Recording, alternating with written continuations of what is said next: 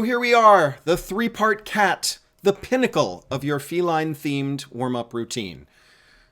Maybe that's not as big a deal for you as it is for me. I apologize for my giddiness. So anyway, the three-part cat is, as promised, built upon the one-part cat, which built into the two-part cat. The three-part cat is really only for those high, bright belt kind of sounds that we want.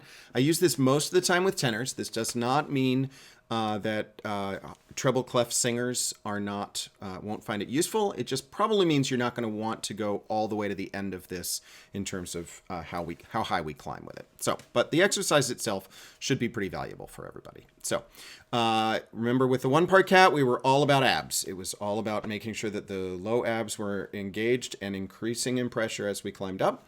Then when we did the two-part cats, we added that fourth on top, which was about the space in the oral cavity and in the mouth up here. And then in the three-part cats, we're going to add yet a third interval, which happens to be a third, on top. And in that third interval, we're just going to think about lifting the top lip as though you were biting an apple. So ka. If I go to bite an apple, my lip kind of automatically goes up out of the way. Notice it's not a hiss. I'm not like this. There's no tension back here. It's all very relaxed. It's just that top lip moving up.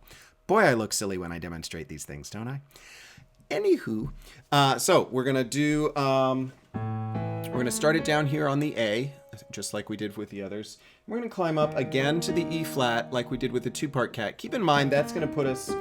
When we add that third on the top, it's going to go all the way to that high G, which is why this is really good for tenors, sopranos, and treble clef voices. That might be a little too high for you, but see what you can do.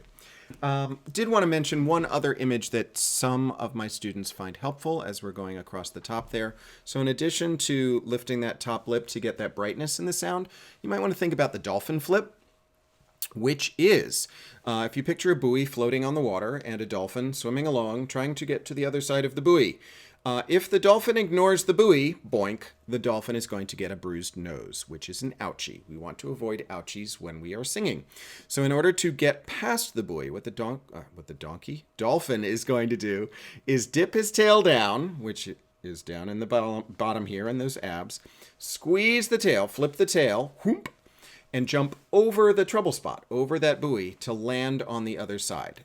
So what that means in terms of what I'm doing visually or image-wise as I'm singing is I'm engaging my abs below. I'm thinking about the treble spot kind of swooping across the roof of my mouth as though I were taking a laser pointer across the ceiling, right? Whoop! So I'm picturing the sound, focus of the sound going across the roof of my mouth and out the front. So ka across the top. Here's the difference. If I try to go through my passaggio through that weird, tricky, breaky spot without adjusting, if I try to just do a siren out without making adjustments, ka, nobody would pay me to do that. I haven't yet found anyone to pay me to do that, for instance. But if I do the dolphin flip, if I engage the abs and think about jumping over the treble spot instead of driving through it, cat, that's a much easier sound for me to make, and presumably it's much less unpleasant for you on the listening end of things. So that's what's going to happen with the three-part cats. So let's try them from the beginning, starting down here on A.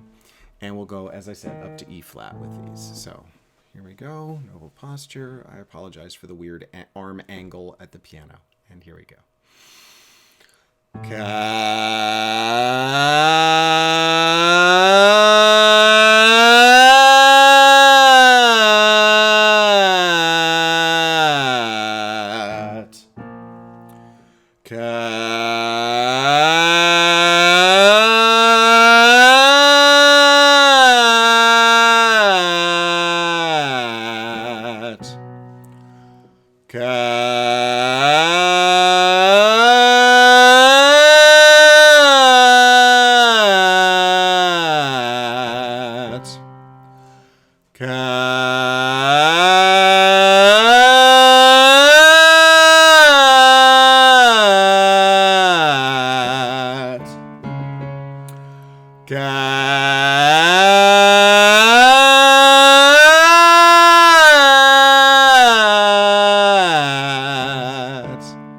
One more, two more. Cat.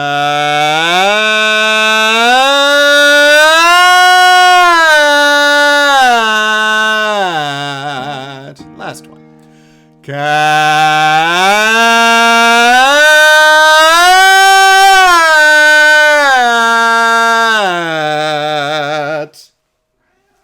And